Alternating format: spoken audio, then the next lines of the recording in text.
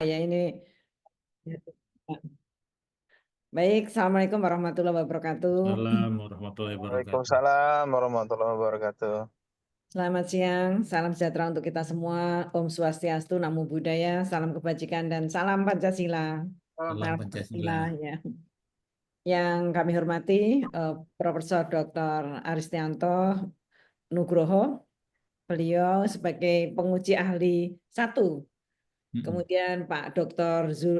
Darmansyah ya, Iya.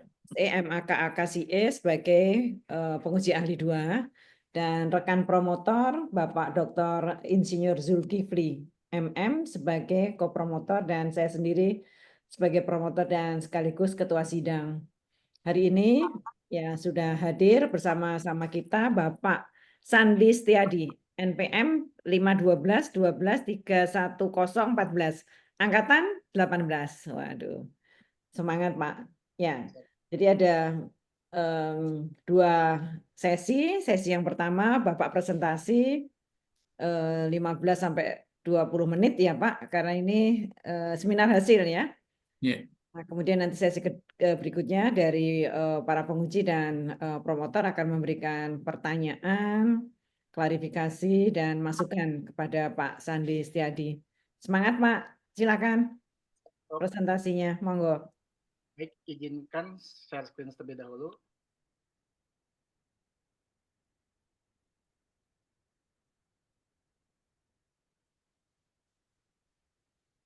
Baik, bismillahirrahmanirrahim. Assalamualaikum warahmatullahi wabarakatuh.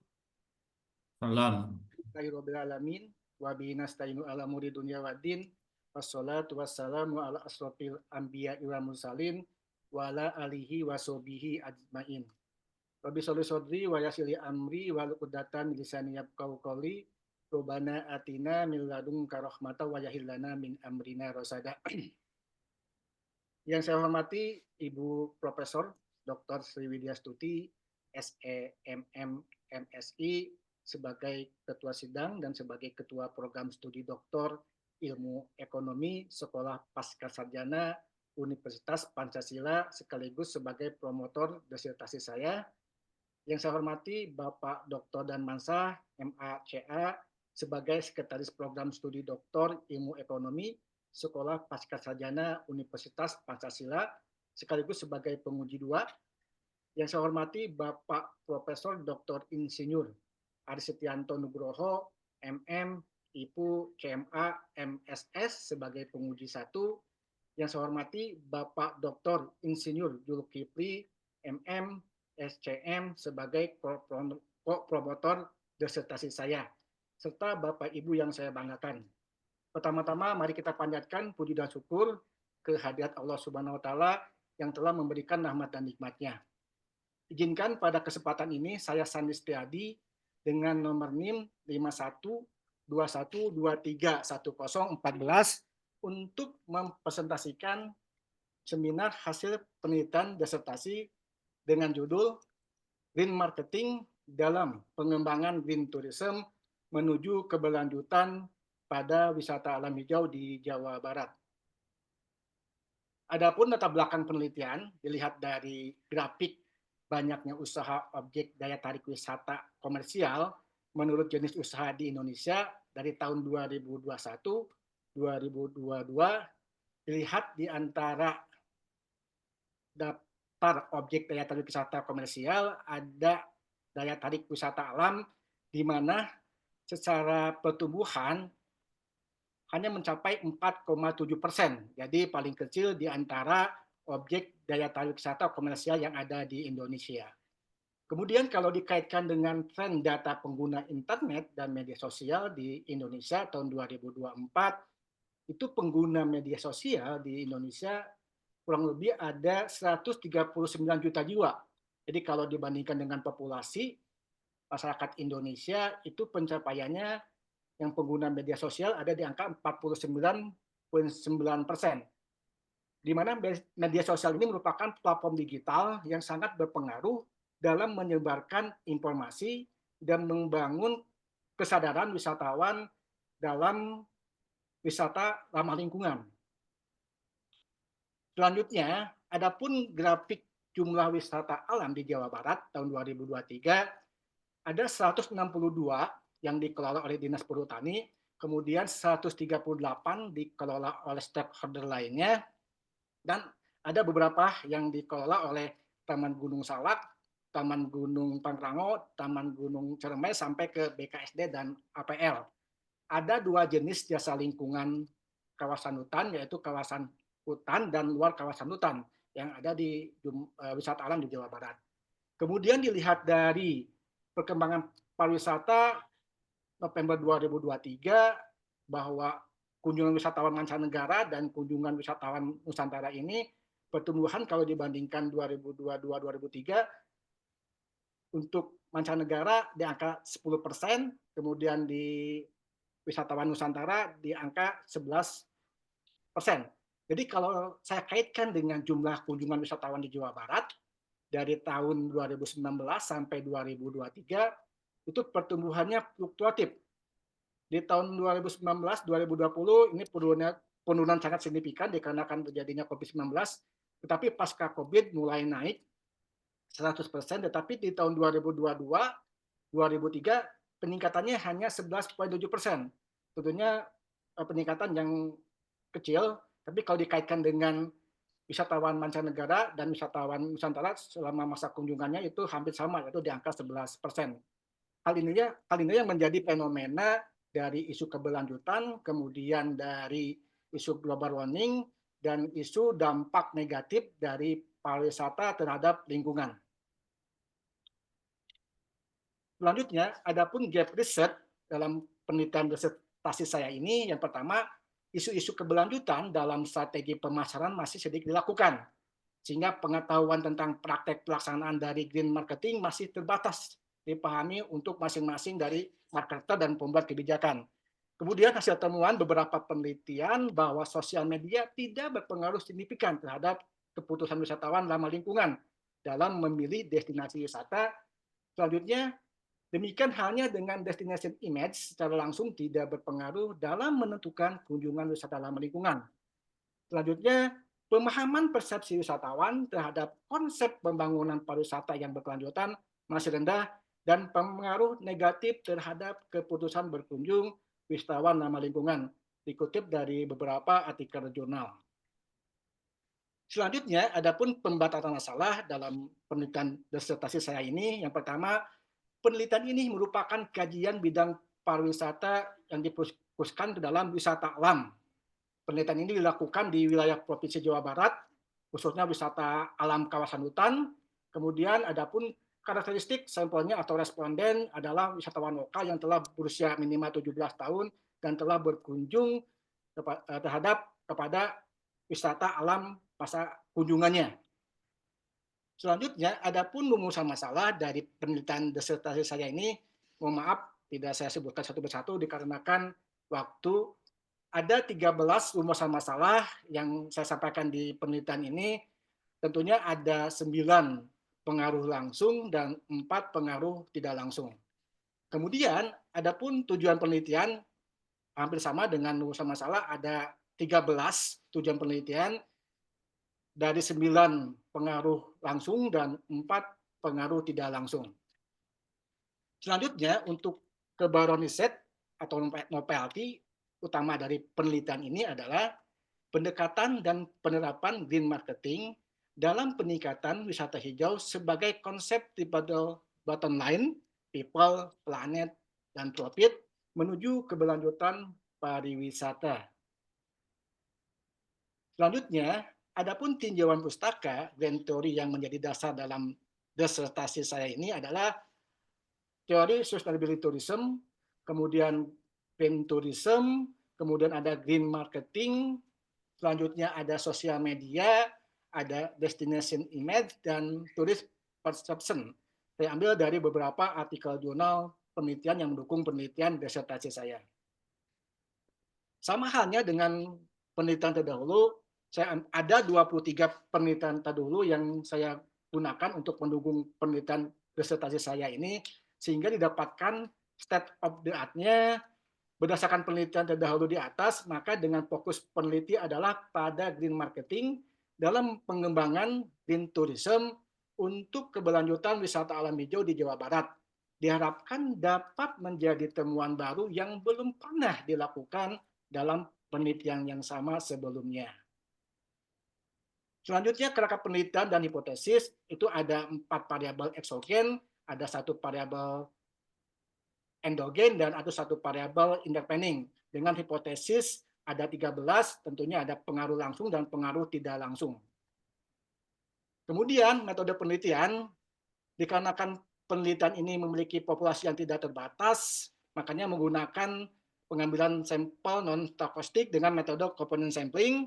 Kemudian menurut Hayes, rumus yang digunakan adalah menggunakan jumlah sampel yang digunakan dalam penelitian adalah jumlah populasi penelitian tidak diketahui, yaitu masyarakat Jawa Barat yang berkunjung dan sudah berkunjung. Untuk sampel yang digunakan adalah 275 sampel, tentunya dari rumus yang digunakan menggunakan indikator dikali 5, sehingga jumlah respondennya adalah 275 responden. Metode yang digunakan adalah metode kuantitatif.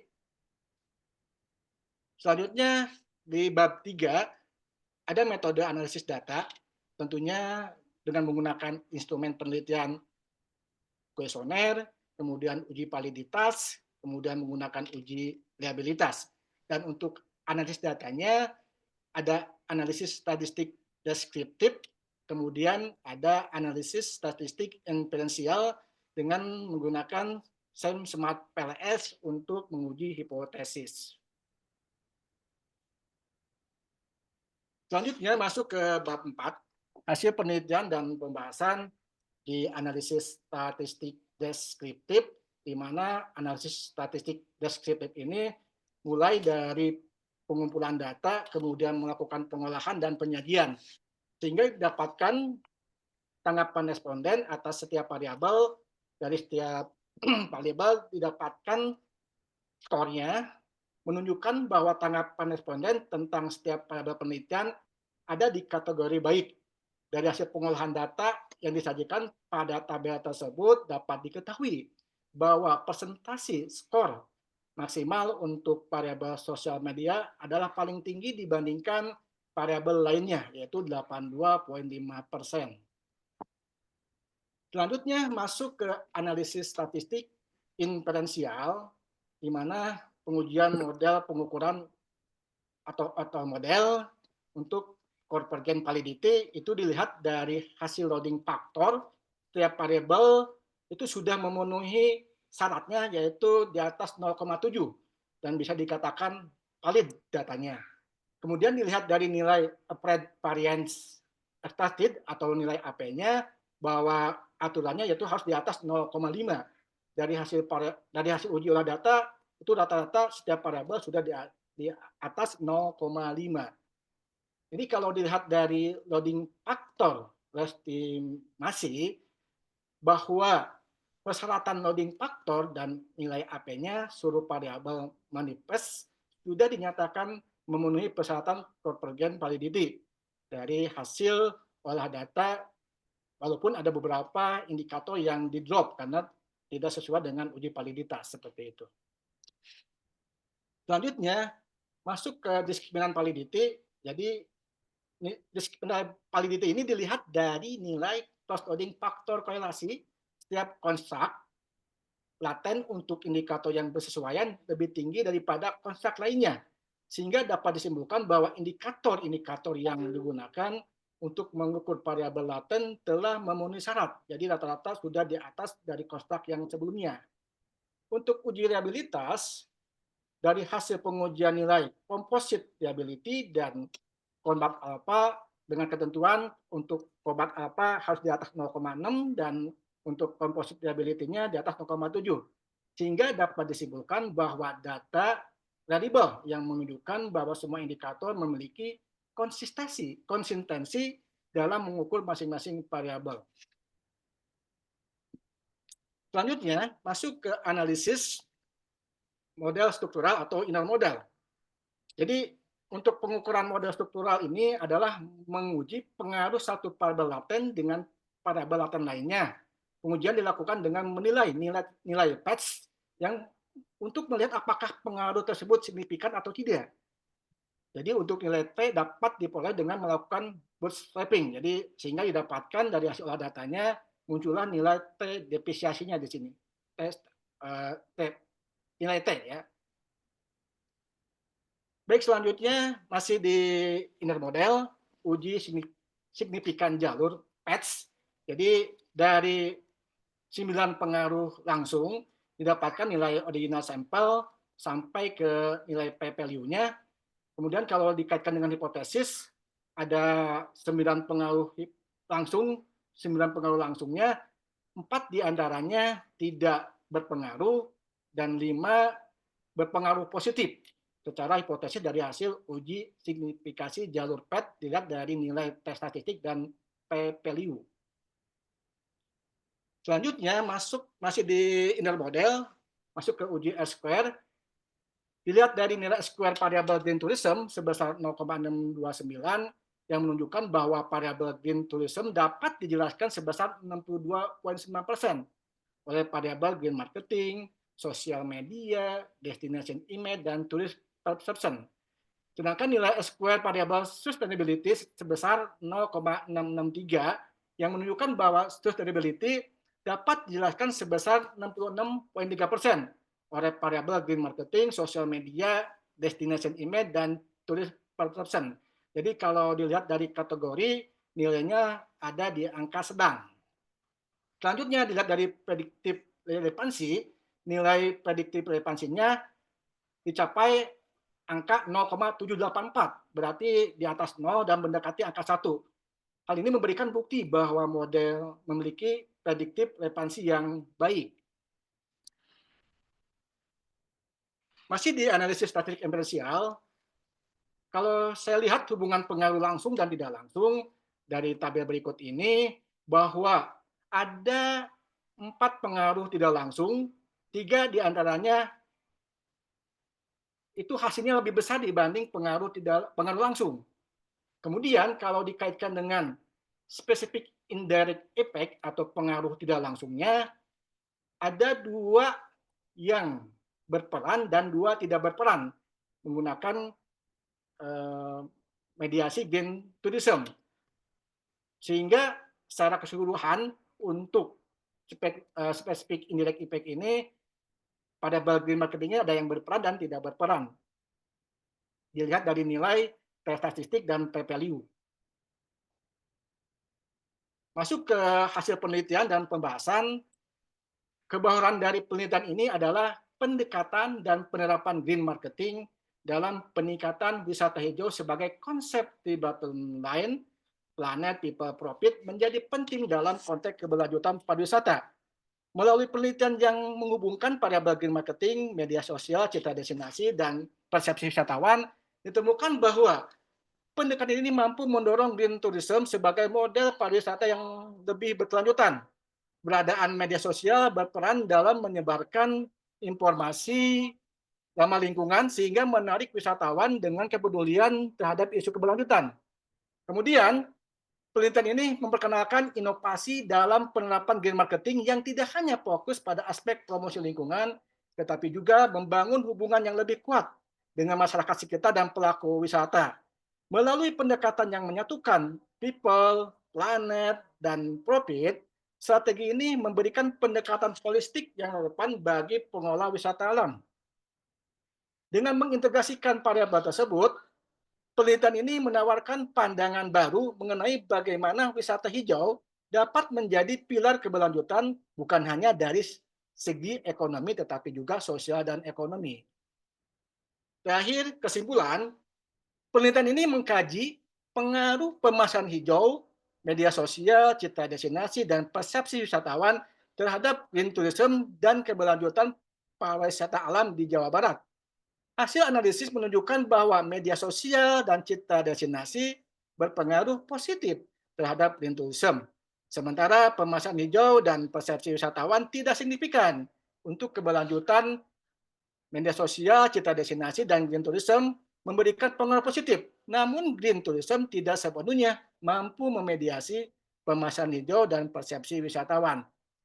Kesimpulan ini menegaskan bahwa tidak semua faktor yang mempengaruhi green tourism berkontribusi langsung terhadap keberlanjutan.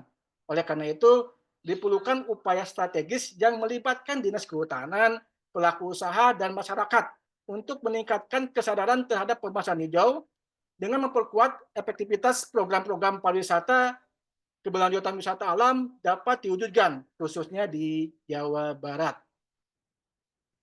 Baik, itu saja yang bisa saya sampaikan. Terima kasih. Mohon maaf apabila ada kekurangan. Mohon masukannya dan arahannya dan bimbingan dari Bapak Ibu sekalian. Terima kasih. Wassalamualaikum warahmatullahi wabarakatuh. Waalaikumsalam warahmatullahi wabarakatuh. Ya, pas banget Pak Sandi, 20 menit ya. Alhamdulillah. Baik. Kami persilakan Profesor Dr. Aristianto Nugroho untuk memberikan pertanyaan, arahan, masukan sebagai penguji ahli 1. Monggo, Prof. Aris, Terima dipersilakan. kasih, Prof. Didi. Saya hormati Pak Darmansyah, Pak Ya. Kifli ya, dan Pak Sandi. Ya, jadi yang pertama tentu nanti ada review dan juga ada pertanyaan. Semua nanti akan saya tulis di Google Form ya. Pertama, makna dari judul penelitian ini ya. Sebenarnya green marketing dalam pengembangan green tourism. Itu maknanya apa tuh Pak? Pak Jadi Sandi. maknanya kenapa green tourism dalam pengembangan green marketing terhadap green tourism, dikarenakan saya pengen mengeksplorasi bagaimana pemasaran hijau, media sosial, citra destinasi, dan persepsi wisatawan dapat mendorong terhadap keberlanjutan gitu Prof. Karena isu global saat ini bahwa green tourism itu mempunyai dampak yang signifikan untuk mengurangi dampak lingkungan yang terjadi di pariwisata.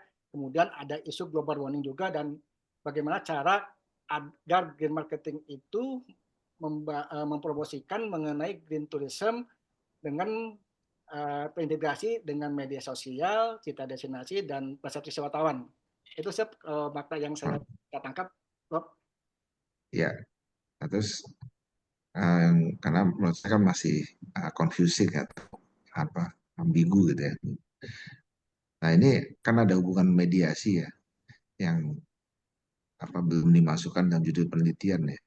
Kenapa nggak dimasukin ya Pak Sandi? Mengapa saya menggunakan mediasi green tourism? Karena Ya ada yang tidak dimasukin tuh hubungan mediasinya. ya mediasinya menggunakan independent green tourism, Prof. Karena konsepnya menekankan bagaimana si green tourism ini bisa mempengaruhi dampak negatif dari pariwisata yang ada di lingkungan, sekaligus mendukung konservasi dan kesehatan masyarakat lokal, di mana penelitian sebelumnya banyak menyebutkan bahwa dengan wisata hijau ini dapat memainkan peran penting terhadap keberlanjutan dan mensejahterakan masyarakat lokal tersebut, Prof. Itu sih yang saya dapat simpulkan. Kenapa green tourism menjadi variabel mediasi di situ? Karena berdasarkan penelitian terdahulu yang saya baca dan saya simpulkan gitu, Prof. Oke, baik. Nah, nanti ini yang berikut juga saya lihat tadi masih banyak kesalahan penulisan ya, sistematika typo segala macam, baik di abstrak maupun di dalam. Itu ada wista hijau dan lain-lain. Ya, baik, nah, kemudian cara menulis kutipan juga mohon nanti diperbaiki sesuai di buku panduan. Kemudian di setiap paragraf sebaiknya juga ada referensi ya, sumber informasi dan data yang diperoleh ya. Oh ya, baik, Prof. Siap. Nah, tadi bab pertama dan bab kedua itu sebagai tambah referensi tentang cara membangun dimensi ya, atau konsep yang baru, dan perihal green tourism yang menjadi variabel intervening dalam model penelitian ini, referensinya ditambah. Nah kemudian menginjak ke bab ketiga ini dielaborasi detail proses pengambilan sampel ya, nanti kita akan lakukan. Nah kemudian yang berikut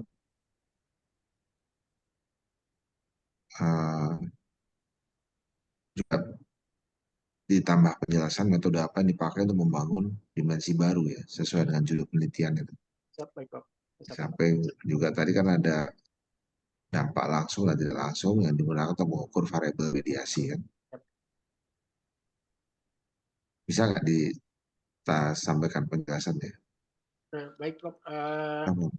Metode yang nanti saya gunakan untuk mengukur dimensi dan indikator tentunya nanti melalui bagaimana cara mengintegrasikan bahwa green marketing yang mendukung terhadap konteks green tourism ini, di mana dengan media sosial, karena media sosial ini kan masuk ke dalam platform digital, di mana platform digital ini memberikan informasi dan membangun kesadaran terhadap wisatawan untuk minimal paham tentang pariwisata hijau ataupun destinasi hijau gitu, Prof. Jadi di situ nanti ada bagaimana setelah digitalisasi bahwa green marketing, konten green tourism itu bisa sampai kepada wisatawan dengan melalui penyebaran informasi untuk membangun kesadaran. Oke, saya menginjak ke bab yang berikut ini. Variabel green marketing kan tidak berpengaruh ya terhadap green tourism. Ya, itu kenapa ya? Apa karena konsepnya mirip atau bagaimana? Bisa penjelasannya gimana, Pak? Ya, kalau menurut saya, kenapa green marketing tidak berpengaruh terhadap green tourism dan sustainability? Yang pertama, mungkin dari pengaruh kebijakan regulasi pemerintah yang kurang mendukung terhadap green tourism dan green marketing untuk wisata hijau. Yang kedua, adanya kesadaran wisatawan yang masih kurang terhadap pariwisata hijau itu. Maybe dilihat dari misalnya pengaruh harga dan sebagainya. Yang ketiga, mungkin kurangnya masyarakat lokal yang dilibatkan untuk terjun ke dalam pengelolaan pariwisata hijau itu gitu. Jadi kurang melibatkan sehingga tidak ada kolaborasi antara pemerintah, wisatawan dan masyarakat lingkungan sekitar yang bisa menyampaikan bagaimana cara agar pariwisata hijau ini bisa diterapkan di tempat wisata alam itu, Prof. Itu menurut saya sih, Prof. Jadi dari pemerintah, regulasi pemerintah, kemudian dari kesadaran wisatawan dan bagaimana kurangnya melibatkan masyarakat sekitar gitu, Prof. Ya, itu kalau sekarang ya. triple helix ya, atau pentahelix gitu ya. Ya, betul, Prof. Nah, yang kemudian berikut, apa sih yang membedakan green marketing dengan sosial media ya? Nah, kan tadi green marketing nggak berpengaruh terhadap green tourism. Nah, sedangkan kalau sosial media berpengaruh terhadap green tourism. Padahal dalam green marketing kan ada praktek green publicity ya, green sponsoring. Apa yang membedakan? Jadi kenapa media sosial berpengaruh terhadap green tourism dan sustainability? Perbedaan dengan green marketing, kalau green marketing itu dia lebih banyak bagaimana cara produknya, kemudian cara promosinya, kemudian cara distribusinya, tempatnya, dan kemudian cara membuat price-nya itu dikaitkan dengan pariwisata hijau. Nah, dan kalau dilihat dari promosi kan bisa terbagi menjadi 4, Prof. Ada promosi menggunakan sales promotion, kemudian ada publicity, kemudian ada yang namanya direct selling, dan satu lagi kalau nggak salah direct selling lah, Prof. Jadi kalau dikaitkan dengan media sosial ini kan kalau kita kaitkan dengan promosi di advertising itu secara segmentasinya bisa terarah dan bisa diukur. Sehingga dengan adanya media sosial ini merupakan platform digital yang bisa memberikan kesadaran bagi wisatawan bagaimana si wisatawan itu dia mempromosikan destinasi wisata oleh mereka gitu. Jadi si pengelola tempat wisata itu dengan memberikan dari produknya secara hijau, kemudian dari price-nya terjangkau, kemudian dari tempatnya nyaman, di situ ada sumber daya yang mengelolanya dengan baik, ada regulasi dari pemerintah yang mendukung, sehingga dengan mereka merasa terpuaskan atau mempunyai status AdSense, mereka biasanya akan membuat konten yang menyampaikan bahwa ini loh tempat wisata yang notabene ada keberlanjutan dan ramah lingkungan. Jadi otomatis sendiri si wisatawan membuat konten sendiri untuk memperkenalkan pariwisata itu sesuai dengan harapan green marketing dan green tourism. Itu sih Prof, kalau saya pahami. Baik, baik. Kemudian menginjak ke berikutnya, kita dalam penelitian kan green marketing dan tourist perception itu tidak berpengaruh terhadap sustainability ya. Sedangkan variabel sosial media dan destination image berpengaruh terhadap sustainability. Perbedaan dua kelompok ini, green marketing dan tourist perception, merupakan pengetahuan yang dimiliki wisatawan, sedangkan variabel sosial media dan destination adalah fungsi promosi. Mengapa bisa terjadi? Saya jelasin. Bisa terjadi saja, Prof, karena hasil dari pengolahan data yang saya lakukan terhadap 275 responden, ternyata setelah diolah menggunakan Smart PLS, ternyata green marketing ini dengan tourist perception itu tidak berpengaruh terhadap green tourism dan sustainability, sedangkan media sosial dan dengan citra destinasi ini berpengaruh terhadap green tourism dan sustainability.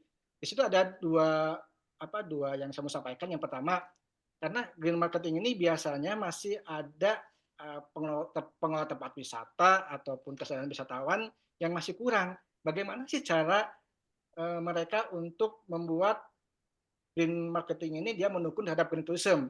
Tentunya butuh dukungan dari semua pihak di situ. Sedangkan untuk tourist perception, jadi persepsi wartawan kadang-kadang mereka bagaimana sih melihat citra destinasi ini dari pandang mereka gitu, dari pengalaman mereka. Kadang-kadang di pengelolaan wisata ini menurut mereka mungkin dari harganya terlalu mahal ya, kemudian dari tempatnya tidak sesuai dengan harapan, sehingga di situ ada suatu hal yang harus diperbaiki di situ. Ya karena mungkin dukungan pemerintah, masyarakat lokal, pengelola dan sebagainya. Sedangkan dari media sosial ini, media sosial kan merupakan platform digital dan tentunya bisa diukur secara langsung. Berapa sih orang yang melihat, berapa sih orang yang membuat konten untuk wisata tersebut, dan biasanya berhubungan dengan citra destinasi. Jadi destinasi ini dilihat dari pengalaman dari pengunjung pada saat dia datang ke situ. Nah, kalau dikaitkan tentunya mereka pun mempunyai pemahaman-pemahaman. Karena media sosial ini kan banyak sekali, ada Facebook, ada Instagram, ada TikTok, YouTube dan sebagainya. Kadang-kadang kalau mereka membuat suatu konten yang menarik, apalagi sekarang banyak konten kreator, itu bisa memberikan dampak yang positif, baik bagi pengelola tempat wisata ataupun bagi value yang didapatkan oleh si pengguna wisatawan pada saat mengunjungi. Itu sih perbedaannya. Jadi media sosial itu lebih ke platform digital yang bisa memberikan informasi yang secara menyeluruh dan bisa diukur gitu, Prof. Baik, saya kira cukup dari kami. Terima kasih, Prof. Widi. Sama-sama, Prof. Terima kasih pertanyaannya. Baik, matur nuwun Prof. Aristianto sudah memberikan banyak pertanyaan, masukan, arahannya. Nanti monggo Pak Sandi dilihat ya, masih banyak tadi hal-hal yang perlu diklarifikasi ya. Baik, selanjutnya kepada Bapak Dr. Darmansyah untuk memberikan pertanyaan dan reviewnya. Silakan Bapak sebagai terima kasih. penguji ahli dua. Silakan. Ya, terima kasih Prof. Yang saya hormati Ketua Sidang sekaligus promotor Prof. Widi, kemudian Prof. Aris sebagai penguji 1, kemudian kopromotor Dr. Zulkifli. Ya, selamat kepada Pak Sandi ya. Sandi Setiadi telah sampai di ujian seminar hasil. Nah, ini yang saya mau kritisi yang pertama adalah mengenai judul ya. Nah, di sini ya judulnya ini kan yang mau dituju itu adalah sustainability kan ya Pak ya. Ya Pak Sandi ya, keberlanjutan ya wisata alam hijau di Jawa Barat, fokus saja ke sana. Ya, umpamanya katakan judulnya determinan keberlanjutan wisata alam di Jawa Barat dengan green tourism sebagai pemediasi. Ya, itu yang pertama. Yang kedua, kalau saya tadi lihat, tadi apa yang disampaikan oleh Prof. Haris itu betul ya. Tolong nanti hati-hati dalam menulis itu memberikan informasi ya, mencatat. Contoh di halaman 2. Ya, di halaman 2 itu ada pada tahun 2019 20 juta wisatawan asing dan 270. Ini 270 wisatawan domestik ya berkunjung ke tempat wisata. Yang perbandingnya nggak cocok ini 270 juta, yang satu 270 wisatawan. Apakah 270 juta gitu ya? Nah, ini perlu diklarifikasi Pak, karena ada perbedaan di sini. Ya, juta dengan satuan masalahnya. Ya, kemudian juga ya tujuan adalah mencapai kontributor devisa, mencapai kontributor devisa. Tolong di kalimat ini di SPOK-nya diperhatikan. Kemudian sebesar 260 triliun dolar. Benar 260 triliun dolar. Ya, ya karena bagaimanapun juga kita aja GDP kita enggak hanya miliar dolar kan, hanya triliunan rupiah. Ya 14.000 triliun itu kita. Ya GDP kita ini 260 triliun dolar dikalikan dengan 16.000 udah berapa itu? Ya, atau setidaknya 15% dari GDP, gross product GDP ya, gross domestic product. Nah, 15% ya atau 15%, berarti 100%-nya berapa itu? 100 per 15 dikali 260 triliun dolar. Nah, ini kalimat ini ya tolong nanti diperhatikan karena ini menurut saya ini pasti nggak benar ya beritanya ini ya 260 triliun dolar ya. Kalau rupiah masih bisa logik, tapi kalau dolar udah jelas nggak mungkin ya, karena penghasilan kita ini GDP kita saya udah bilang tadi paling hanya sekitar berapa ribu miliar dolar gitu ya, karena kita 14 triliun ya, paling sekitar 4 lah ya, 5 miliar dolar ya, seperti itu ya. Kemudian nah tolong juga diperhatikan juga mengenai tabel ya. Nah kan kita yang mau dilihat ini kan adalah keberlanjutan ya, wisatawan alam. Jadi wisatawannya yang jadi fokus kita. Ya, supaya itu bisa eksis ya, wisatawannya itu harus diperbanyak, ya harus ditinggikan dengan promosi dan sebagainya. Nah, di sini belum kelihatan gitu Pak jumlah wisatawan yang dikaitkan dengan apa namanya wisata alam, ya. Ya perkembangannya ya 2019 sampai dengan 2023. Nah, ini kita mau lihat itu bagaimana perkembangannya. Kalau itu naik turun itu ada masalah. Kalau dia trennya naik, nah itu tidak ada masalah. Tetapi kalau trennya turun baru ada masalah. Paling tidak kita lihat dari keberlanjutannya. Wisatawannya makin mengecil jumlahnya sehingga ini perlu dibahas. Apa strategi yang harus dilakukan untuk supaya keberlanjutan ini bisa existing di masa yang akan datang, bisa tetap survive di masa yang akan datang. Ya, ini perlu disampaikan juga ya, terutama masa sebelum dan setelah pandemi. Kan kita lihat ini 2019 kan itu mulai pandemi dan dia berakhir 2022. Ya 2023 bagaimana? Apakah pengaruhnya karena itu? Tadi sudah disampaikan tadi bahwa itu ada terjadi drop ya di tahun 2019 ya sampai dengan 50%. Tapi perlu angka Pak. Jadi tabel-tabel dalam bentuk angka itu tolong dijabarkan ya, seperti itu. Yang kedua, rumusan masalah. Ya, rumusan masalah di sini adalah pertanyaannya berupa untuk menganalisis dan mengevaluasi. Ya, kita tahu bahwa S3 ini menganalisis dan mengevaluasi itu masih level KKNI level 7 dan 8. Ya, menganalisis. Sedangkan untuk program doktor itu mengembangkan atau menciptakan. Jadi saran saya untuk rumusan masalah diubah Pak. Jadi dari menganalisis dan mengevaluasi. Contohnya adalah bagaimana mengembangkan ukuran variabel ya, green marketing, tourist perception, social media, dan destination image yang akan digunakan untuk menguji pengaruhnya pada green tourism dan juga sustainability tourism. Ya, jadi nah ini apa namanya itu di rumusan masalah. Jadi penekanannya adalah mengembangkan ukuran variabel. Jadi kita mau lihat nanti apa sih yang Bapak kembangkan di program ini ya, di variabel-variabel apa? Mungkin kan ada dimensi dan ada indikator. Kita harapkan bahwa itu bisa terjadi di dimensi. Ya, jadi bukan hanya replikasi tetapi ada pengembangan di sana. Ya. Nah, ini yang selanjutnya. Kemudian tujuan, ya tujuan penelitian. Nah, kalau yang tadi mengembangkan, di sini juga gitu, Pak. Jadi tujuannya adalah mengembangkan, bukan menganalisis atau mengevaluasi. Jadi mengembangkan teori. Tapi di sini dikaitkan terkait dengan pengukuran dimensi dan indikator pada green marketing, tourism, social media, destination yang akan digunakan untuk menguji pengaruhnya terhadap green tourism dan juga sustainability tourism. Itu yang apa namanya itu yang perlu diperhatikan. Begitu ya Pak Sandi ya? Siap, Perdana Oke. Menteri. Kemudian nah tadi disebutkan bahwa pendekatan dan penerapan green marketing itu adalah untuk peningkatan wisata hijau. Ya Bapak sebutkan ada di dalam catatan Bapak sebagai konsep triple bottom line. Ya people, planet dan menuju keberlanjutan pariwisata. Ya, dan ini merupakan tadi Bapak state tadi merupakan kebaharuan riset, kebaharuan dalam penelitian ini. Ya. Nah, menurut pemikiran saya, ya kebaharuan itu tidak bergantung pada konteks penelitian, bergantung pada konteks, bukan tidak bergantung, sorry, bergantung pada konteks penelitian yang lebih khusus gitu. Ya. Nah, yang dapat ya penelitian yang dapat memberikan kontribusi yang berbeda ya dari penelitian yang sebelumnya. Penelitian sebelumnya menghasilkan bagaimana, kemudian penelitian Bapak ini konsep yang kontribusinya bagaimana. Kalau sama, ya ini nggak ada kebaruan. Tapi kalau berbeda dia, apalagi ada menambah dimensi dan indikator, gitu berdampak, nah ini ada kebaruan.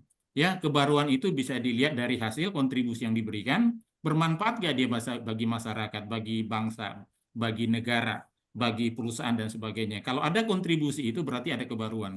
Tapi kalau nggak ada kontribusi, tidak bisa memberikan kontribusi, berarti nggak ada kebaruan. Ya, kemudian atau juga bisa menghadirkan framework, ya framework baru, ya atau juga bisa umpamanya katakan dalam penerapan green marketing, umpamanya katakan digunakan umpamanya digital green marketing dan seterusnya. Ya, nah ini penting. Nah, bisa juga ya kebaruan itu dari triple bottom line. Ya, bagaimana Bapak teori yang tadi, teori yang triple bottom line itu diintegrasikan dalam model keberlanjutan pariwisata. Ya, ini dia apa namanya itu kebaruan. Nah, ini juga bisa juga kebaruan itu bisa Bapak dapatkan juga dari bagaimana menggabungkan ya metode-metode ya menggunakan metode baru atau menggunakan metode lama menggabungkan ya umpamanya katakan Bapak menggunakan umpamanya data yang lebih terbaru umpamanya data yang lebih besar dan sebagainya ya seperti itu. Kemudian mengenai apa yang selanjutnya adalah teori. Teori yang Bapak kemukakan tadi ada beberapa, itu ada kan kita teori ini ada 3 Pak ya. Ada yang grand theory, teori induk ya. Kemudian ada middle theory, kemudian ada applied theory. Variabel-variabel yang ada di sana itu, umpamanya katakan green marketing, kemudian green marketing, kemudian tourism perception yang variabel-variabel itu applied theory aja dimasukkan Pak. Ya, tetapi kalau yang green theory umpamanya grand theory itu umpamanya katakan sustainability development theory, ya theory of ecotourism ya dan sebagainya yang terkait dengan variabel-variabel kunci tadi umpamanya katakan keberlanjutan. Kemudian yang yang Bapak bahaskan itu kan ekotourism kan, bagaimana wisatanya itu yang ramah pada lingkungan dan sebagainya atau wisata hijau. Nah, itu pokok-pokoknya. Ya, seperti itu. Kemudian nah, dan saya melihat di sini ada temuan Bapak nih yang 3 ya, ada 3 temuan Bapak yang kira-kira perlu penjelasan lebih lanjut Pak di pembahasan Bapak tadi ya di pembahasan hasil penelitian. Ya contohnya umpamanya tadi saya ngulangin lagi nih ya, green marketing tourism perception tidak berpengaruh pada green tourism. Ya, ini bertentangan dengan teori, Pak. Ya, bertentangan dengan konsep dasar ya. dari strategi green marketing. Biasanya dengan menerapkan strategi green marketing, ya dia berpengaruh pada peningkatan tourism, ya wisata hijau, ya seperti itu. Jadi Bapak sudah mematahkan teori ini, ya makanya perlu ada penjelasan, ya kenapa dia tidak mempengaruhi perilaku wisata, ya terhadap destinasi hijau tersebut. Itu yang kemudian juga termasuk juga tourismnya, persepsinya, tourist perception-nya, persepsi wisatawan, ya terhadap green tourism, ya. Nah ini juga perlu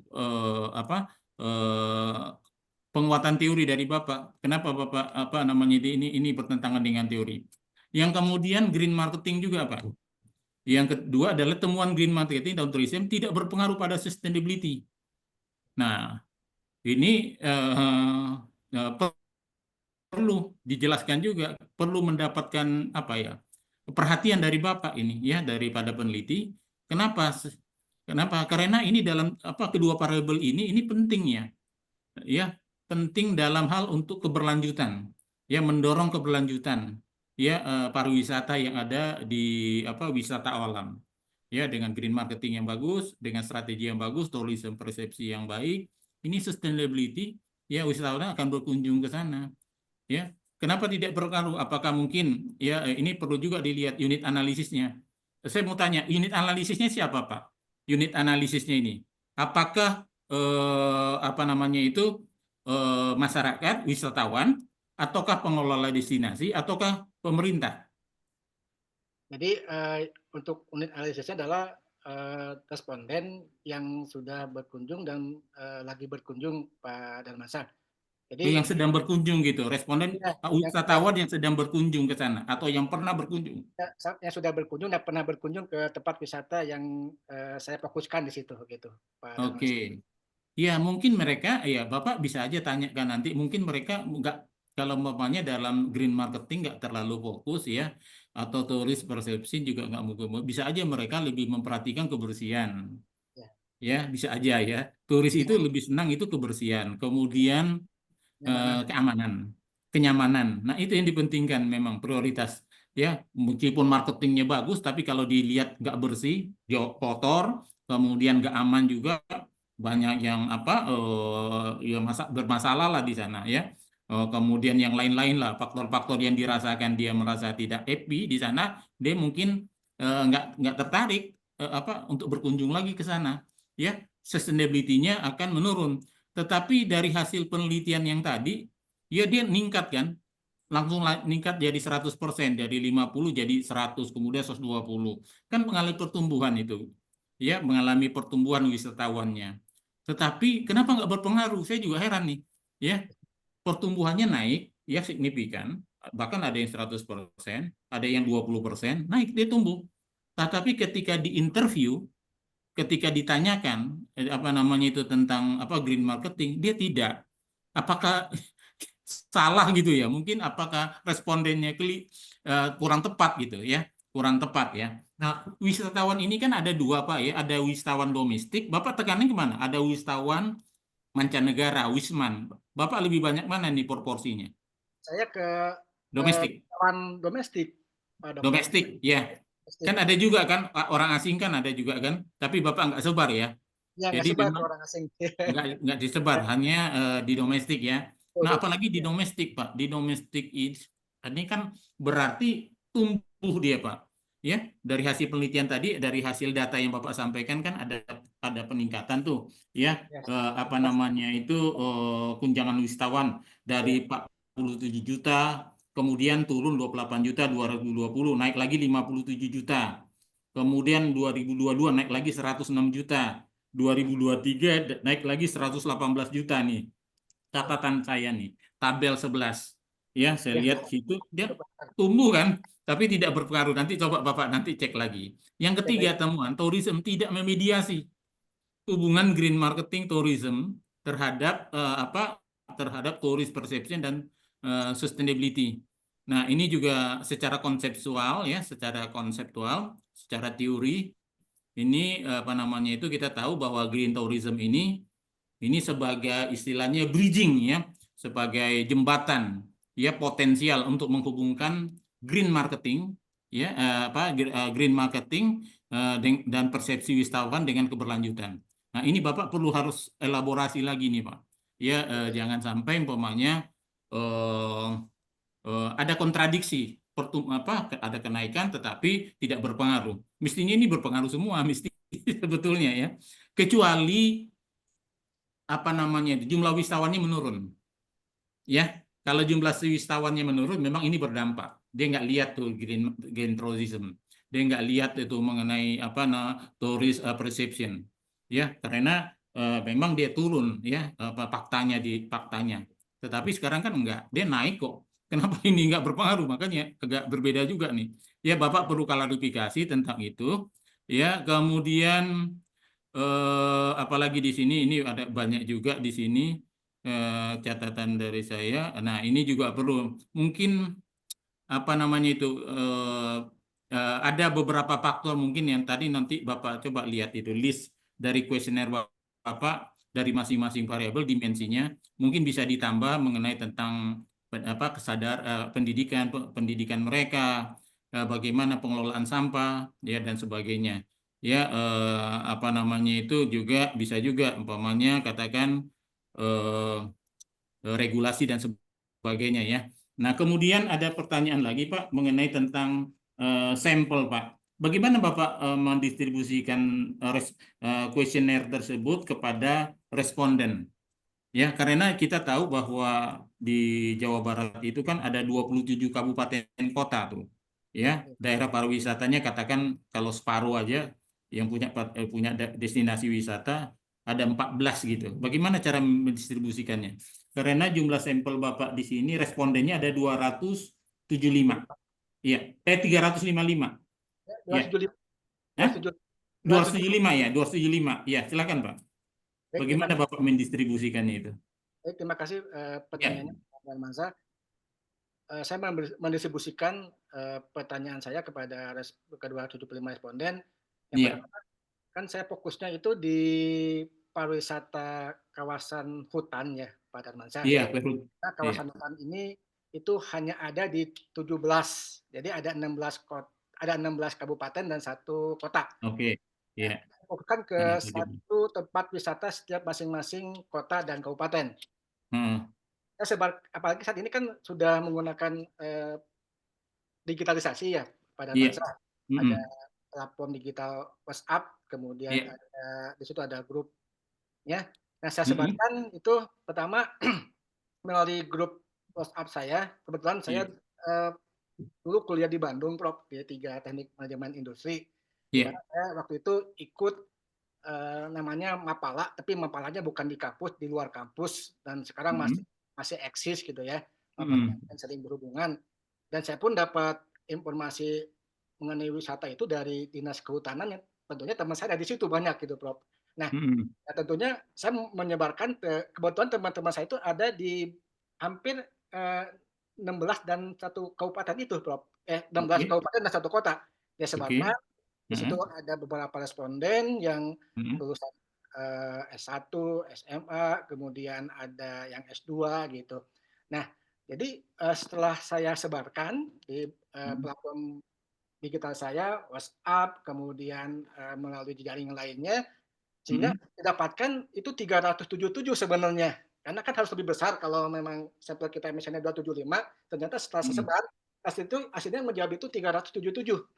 Nah, setelah diolah, saya kan betulnya hanya 275 nih pada Darmansyah. Ya sudah, saya olah 275, kemudian saya lihat dulu dari tanggapan respondennya, menggunakan garis kontinu, ternyata hasilnya rata-rata di kategori baik.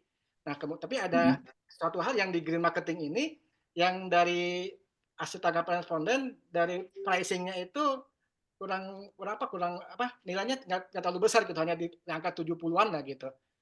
Nah, itu cara menjabarkan kuesioner saya kepada responden. Jadi melalui platform digital, WhatsApp, dan platform lainnya, sehingga didapatkan seolah-olah dari hasil tanggapannya ya hasilnya seperti itu, Prof, dengan menggunakan analisis SEM Smart PLS gitu.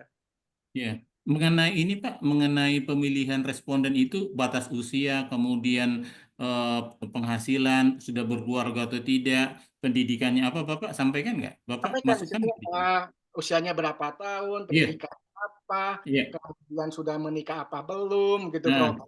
Ya, itu tadi sudah saya sampaikan gitu. tadi Bapak bilang usianya 17 tahun ya? Dan minimal sudah berusia 17 tahun gitu. Oke, oke. 17 tahun. Karena bagaimanapun juga 17 tahun itu masih dalam tanggungan orang tua itu. Dia mungkin tanda kutip ya belum berpenghasilan katakan gitu. Jadi kalau untuk dia berkunjung ke sana, waduh dia mikir juga dengan biaya sekian, angka sekian dia akan mengunjung. Tetapi kalau umpamanya katakan usianya itu 25 dan sudah bekerja, ya mungkin dia akan melakukan apa namanya kunjungan ulang, kunjungan berikutnya. Ya kalau dia memang tertarik pada sana, dia akan mengunjungin. Tapi bagaimanapun juga kan wisata ini kan boleh dibidang kalau bisnis leisure ini ya apa namanya itu kenikmatan ya kesenangan ini butuh biaya besar Pak. Ya Betul, ya. kalau butuh biaya besar namanya kenikmatan di area wisata benar besar ya, makanannya juga mahal, kemudian minuman juga mahal. Kalau income-nya terbatas dia agak sulit dia untuk berkunjung ke sana ya, melakukan melakukan wisata ke daerah-daerah ya seperti itu. Karena ini berbiaya mahal memang. Karena ini kita tahu bahwa wisata ini adalah tertiary ya. Jadi bukan primary ya apa namanya kebutuhan, bukan kebutuhan primer tapi kebutuhan tertier.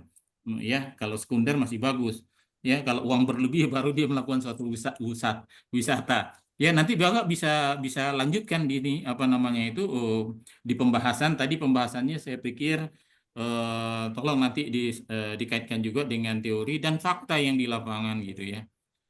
Ini tapi kalau menurut saya kata Prof. Aris tadi, apakah mungkin ada apa namanya itu istilahnya kolonialitasnya ya? Apakah berpengaruh nggak itu? Apa namanya itu? Ada nggak variabel itu? Mungkin ada dimensi yang sama sehingga mempengaruhi satu sama lain, ya, ya sama-sama lain di penelitian itu sehingga apa namanya itu ketika diuji pengaruhnya nggak berpengaruh dia ya bisa jadi begitu tapi nanti diteliti lagi saya yakin Pak Sandi juga sudah menguji juga kan istilah asumsi klasik itu Pak Ya, sudah. ya asumsi klasik kan ada uji-uji itu segala macam dia perlu nggak kena nggak di sana interkonektivitasnya saling berpengaruh satu sama lain variabelnya itu ya tetapi kalau ini kan datanya ini data data apa primer ya mestinya tidak ya mestinya tidak ya kemudian saya mau tanya lagi mengenai indikator-indikator yang ada di tiap dimensi Pak itu Bapak bikin sendiri atau kutip dari tempat lain atau Kalau dikutip dimensi untuk indikator sendiri ada yang saya kutip, ada yang saya buat sendiri, Prof. Pada masing ada ya gitu. oke iya iya ya. Ya, Nah, ya itu merupakan suatu kebaruan juga tuh Bapak kutip itu. ya, Nah, baik. nanti Bapak tonjol ini. Ya, Bapak siap, Pak. sampaikan di bawah itu ya, di bawahnya itu Oh iya, namanya Bapak apa tapi diolah kembali gitu. siap, Pak. Sumbernya apa, kemudian Bapak olah kembali gitu. Jadi menandakan bahwa Bapak nggak kutip langsung ya kan, tapi melalui pengolahan lagi ya atau penambahan dan sebagainya. Ya di apa di dari yang tabel-tabel yang tadi Pak ya, dimensi yang lain. Kalau dimensinya Bapak tambah nggak dimensinya? Enggak ya? Tetap yang saya tambah itu di indikator yang saya buat ada Oke. beberapa indikator yang saya buat sendiri gitu modifikasi, Prof. Pada Oh, di masing-masing. indikatornya ya, dimensinya tidak ya, tidak mengalami perubahan. Tuh. Itu ya, itu yang saya pikir. Nah, yang mengganjal saya itu ya dari 13 ya, dari 4 jadi 13 ya apa namanya hipotesis yang tidak terbukti 6 Pak ya. Oh ya, betul. Tapi variabelnya cuma 2 itu yang tidak terbukti ya. Variabel itu aja yang 2 variabel itu yang green apa satu lagi Tadi sama mengenai terus tourism. betul. Ya, persepsi itu. Ya, jadi 6 yang tidak terbukti. Nah, itu Pak perlu dijelaskan. Ya, kemudian beri disarankan Pak, apa saran Bapak di situ?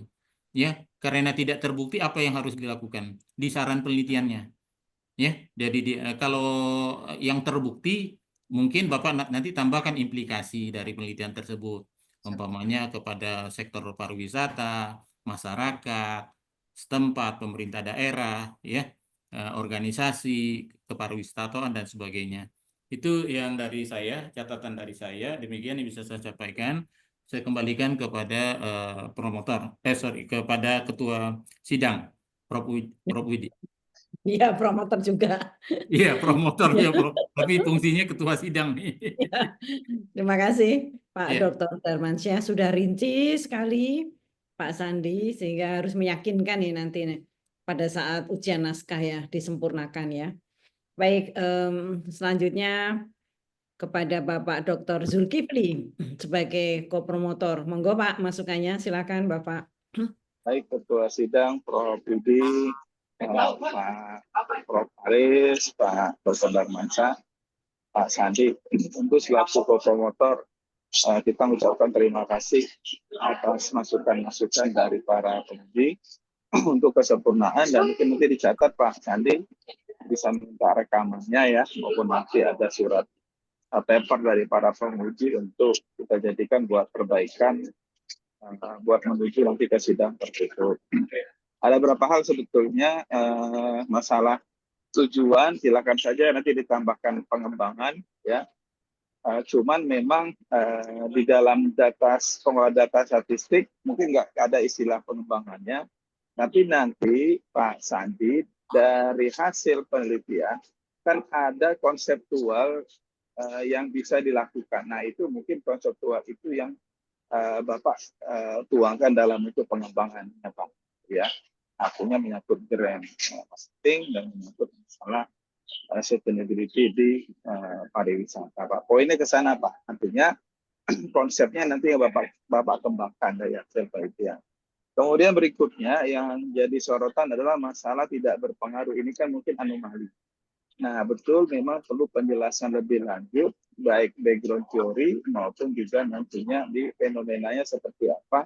Itu yang Bapak harus jelaskan juga Pak Sandi, ya, menyangkut yang terutama yang tidak berpengaruh. Nah, kemudian novelty mungkin Bapak munculin Pak. Tadi kan nggak muncul, memang novelty muncul di awal, tetapi pada saat di akhir nggak muncul Pak. Nah, itu mungkin harus di state karena nantinya arahnya ke sana. Coba boleh melihat karena akhirnya kan solusi ya novelty itu di bidang ekonomi terapan dari serta manajemen lebih berbicara kepada solve problem dari permasalahan-permasalahan yang ada ya, karena gap-nya kan pasti gap teori terhadap gap fenomena Pak. Nah, justru nantinya muncul apa sih solusinya yang Bapak bisa way out dari penelitian ini yang bisa menjadi novelty Pak, terutama buat pengembangan green tourism ya di Indonesia. Poinnya ke sana Pak. Nah, coba juga lihat apakah anomali-anomali itu juga bisa menjadi novelty atau tidak Pak. Ya Pak. Itu juga bisa coba Bapak kaji, adakah celah di sana. Kemudian yang terakhir, betul implikasi manajerial tadi mungkin Bapak sampaikan di slide ya. Yang harusnya mungkin disampaikan implikasi manajerial boleh nanti ke pemerintah, ke pengelola wisata, itu Bapak masukkan implikasi. Dari saya itu Pak, mungkin nanti kita diskusi lebih lanjut setelah nanti Bapak ambil semua rekaman dan surat-surat dari para peneliti. Demikian Prof. Budi dari saya kembalikan ke ketua sidang. Terima kasih Pak Jul. Terima kasih Pak Dr. Zulkifli sebagai kopromotor. Nah, Pak Sandi ini mungkin beberapa dari Prof. Aris tadi masukannya mempertanyakan tentang green tourism sebagai variabel antara ya. Juga masih ada sistematika ya, pengetikan yang kurang pas ya. Nanti kalau sudah masuk naskah itu harus dibaca orang lain Pak. Jadi dibaca orang lain, bukan Bapak sendiri, ya. Minta direview orang lain, Pak. Jadi kelihatan, ya kan? Kelihatan kurangnya di mana, ya. Nah, kemudian tadi bagus juga nih setiap paragraf ada referensinya, ya, yang kaitannya dengan bagaimana kita membangun dimensi-dimensi sebelumnya variabel-variabel yang ada, ya, ada pengaruhnya. Dan kalau mau masuk jurnal internasional itu biasanya satu paragraf itu ada istilahnya tuh main sentence. Main sentence itu kalimat utamanya di setiap paragraf. Jadi setiap paragraf awal itu ada kalimat utamanya seperti itu. Jadi baru ada pembahasan temuan dari siapa saja, ya, apa yang bisa diambil dari jurnal apa saja, finding jurnal ya namanya. Nah, kemudian tentu ya kalau apa namanya bisa memunculkan yang namanya grand theory, middle theory dan apply theory itu alangkah bagusnya ya. Tadi dari Pak Darmansyah itu luar biasa Bapak kalau di bab 2 itu muncul Pak. Nah, ini luar biasa. Nah, kalau saya menyoroti dari sisi tampilannya Bapak. Siapa itu? Tampilan presentasi itu kok muncul tabel-tabel ya Pak? Sebaiknya tidak. Oh ya baik, siap. Bapak udah punya SLR belum? Saya kan punya literatur review, Prof. Sudah saya kirim. Nah, Di itu situ dia kan. Oh iya baik. Munculkan kenapa tidak? Iya. Iya, Bapak. Diringkas lah dari artikel itu 20 halaman, kemudian baru dibuat PPT-nya. Ya, siap. Apalagi ini sudah naskah ya, seminar ya, hasil kan Bapak sudah ada hasilnya. Ya, baik. Ya, maksimum ya slide lah, berapa slide gitu sehingga tidak keteteran untuk waktu yang disediakan ya di dalam ujian ini. Jadi kalau 20 menit itu Bapak tampilkan tek tek tek gitu ya. Oh, iya. Inti-intinya namanya PowerPoint. Jadi intinya apa saja, nggak tampil-tampil, Bapak bingung menjelaskannya. Ya, seperti itu. Jadi ya. Nah, ini kesulitannya kalau sebentar Bapak angkatan 18 ya. Ya. Betul. Jadi kesulitannya Pak, kalau semakin lama lulus itu datanya harus diupdate nih Pak. Ya, siap, baik. Prof. Kemungkinan ada tahun 2022 loh. Data sekunder ya. Ya, Data sekunder kalau primer udah terlanjur nggak apa-apa. Ya, seperti itu. Baik. Nah, kemudian setuju tadi kaitannya dengan tujuan penelitiannya. Ya, tentu kalau level 9 KKN itu kan mengembangkan pengetahuan, riset, mengelola riset, memecahkan masalah. Itu Pak kalau menganalisis sudah tidak lagi. Nah, itu Pak. Nah, saya kok kurang setuju ya kalau novelty-nya triple bottom line. Sudah banyak loh. Siap, Prof. Nah, saya setuju yang tadi, disampaikan tadi, indikator. Oh, siap, Temuan baik, indikatornya itu.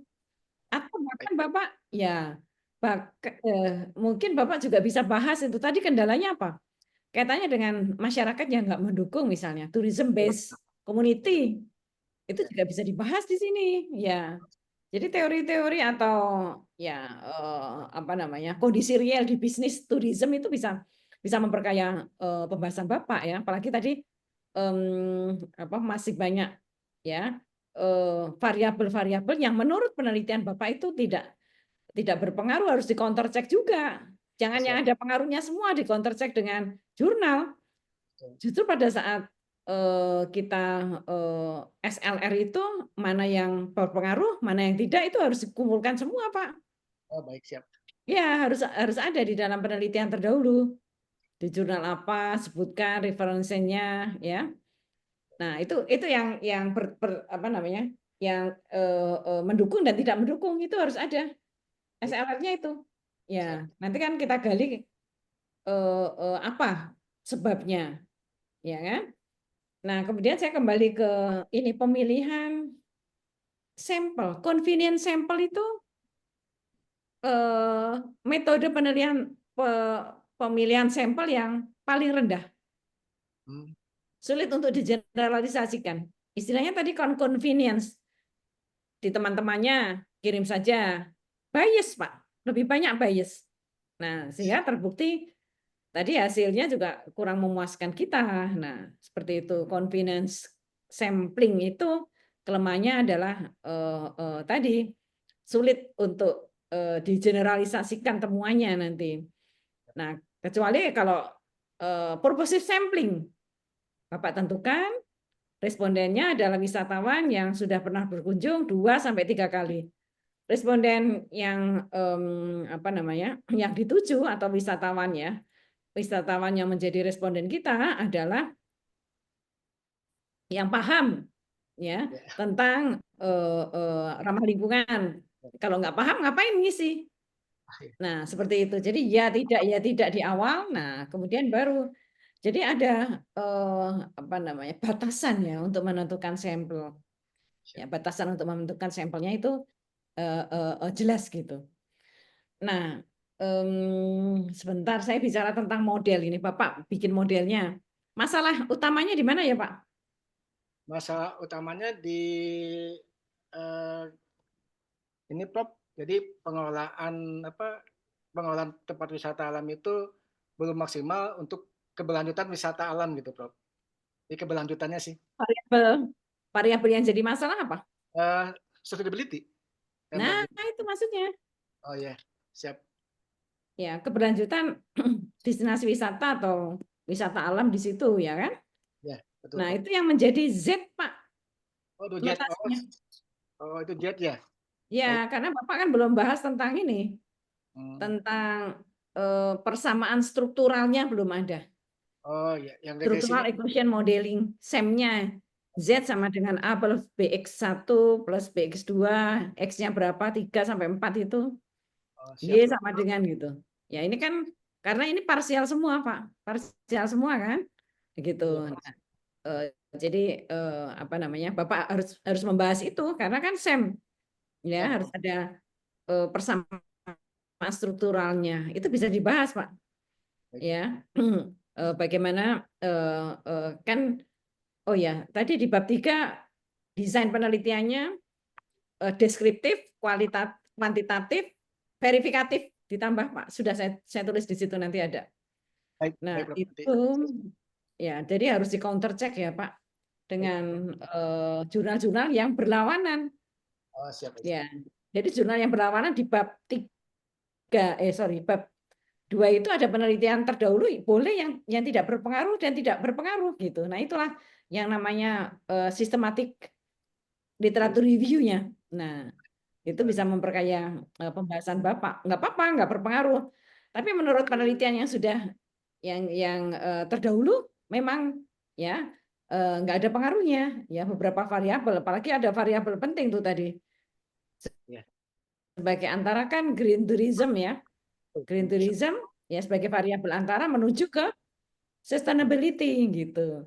Ya, ini Bapak bisa bahas dari indikatornya. Nah, maka hubungannya sama kesimpulan. Kesimpulan itu, Pak, ya nggak harus sesuai dengan rumusan masalah untuk S3. Oh iya. Nggak harus. Kalau saya biasanya kalau uji S3 lihat dulu, Bapak ini pandai, promovendus itu pandai nggak menyimpulkan.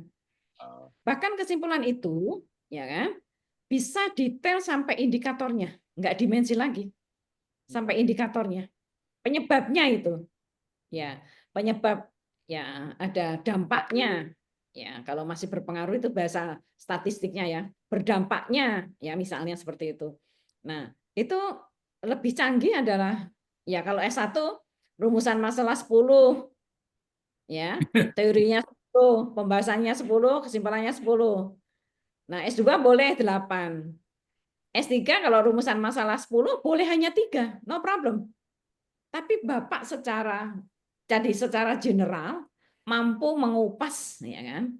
Mampu mengupas ya artinya menyimpulkan ya setelah dibahas di bab 4. Bapak menyimpulkan secara general. Itu sungguh luar biasa temuan untuk apa namanya seorang doktor insya Allah sebagai promovendus nanti next ujiannya. Jangan sampai Februari akhir harus bisa lanjut. Tadi temannya juga Pak Riki juga banyak masukannya. Ya sama-sama tentang tourism. Ya mudah-mudahan selaras juga. Nggak apa-apa jurnalnya sama-sama nggak apa-apa kalau menurut saya sih. Siap, baik Prof. Ya artinya saling-saling ya saling-saling memberikan motivasi dan ya apa namanya lulus bareng lah insya Allah. Ya itu karena ini naskah ya. Sorry kok naskah. Seminar hasil. Seminar hasil. Seminar hasil. Lanjut saja ya Bapak-bapak. Lanjut Prof. Ya. Lanjut untuk dipersiapkan tadi yang pertama ya seluruh masukan dari penguji ahli, kemudian kita juga ya kopromotor Pak Dr. Zulkifli, saya. Nah, nanti kita baca lagi itu Pak persiapannya. Ya, kemudian apa namanya, kan tertutup nih, tertutup lebih dahsyat lagi. Betul, Prof. Kalau nggak, artinya kalau nggak ya bukan nggak ada yang sempurna ya. Ini kan masukannya sudah banyak sekali. Bapak maju ke tahap berikutnya yang lebih baik lagi gitu. Apalagi nanti apa promosi pada saat promosi gitu. Jadi tampilannya juga bagus, 20 menit disiapkan ya, Bapak firm gitu, yakin gitu ya. Bahwa Bapak menguasai hasil penelitiannya sendiri itu. Kira-kira seperti itu Bapak-bapak sekalian. Baik, Prof. Teman-teman mahasiswa ini banyak juga untuk pengalaman Anda semua ini. Lulus tepat waktu ya, insya Allah. Demikian Alhamdulillah, Prof. ujian seminar hasil disertasi atas nama Pak Sandi Setiadi sudah berakhir, dan semangat Pak Sandi ya, ngejar kurang beberapa langkah lagi ya untuk segera diselesaikan, nggak sampai, jangan liburan akhir tahun, nggak sampai Januari udah selesai ya. Mohon Baik, dukungan. terima kasih. Wabillahi taufik walhidayah. Assalamualaikum warahmatullahi wabarakatuh. Kita foto dulu. Mana teman-teman dulu. muncul saja.